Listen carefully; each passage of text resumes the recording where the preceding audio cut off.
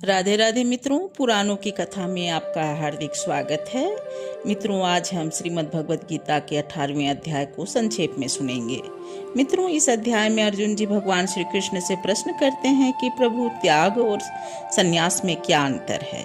मित्रों, यह अध्याय मोक्ष संन्यास योग कहा जाता है। भगवान श्री कृष्ण कहते हैं, कर्म ही पूजा है। जब हम अहंकार को छोड़कर फल की इच्छा के बिना सब कुछ ईश्वर को समर्पित कर देते हैं, तभी हमें सच्ची शांति और मोक्ष प्राप्त होता है। संन्यास कर्म हम उसे कहते हैं जिसमें स्वार्थ से युक्त कर्म का पूर्ण रूपेण परित्याग करना।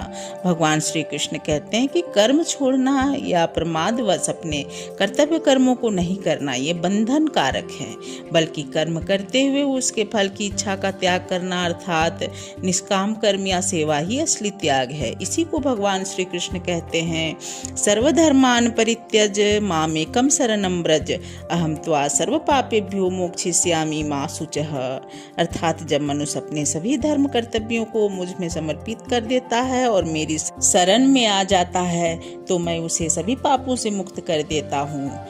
तब संजय जी अंत में कहते हैं कि जहाँ योगेश्वर श्री कृष्ण है और धनुर्धर अर्जुन होते हैं, वहाँ विजय विभूति न्याय निश्चित है।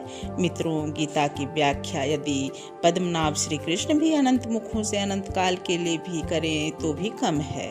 हम मनुष्य तो उतना ही ज्ञानग्राही होकर सफल मनोरथ हों जितना में हम परम पद के अधिकारी हो सकें। आशा है कि गीता की यह प्रसंग आपको पसंद आई होगी। इसके लिए बहुत बहुत धन्यवाद। राधे राधे।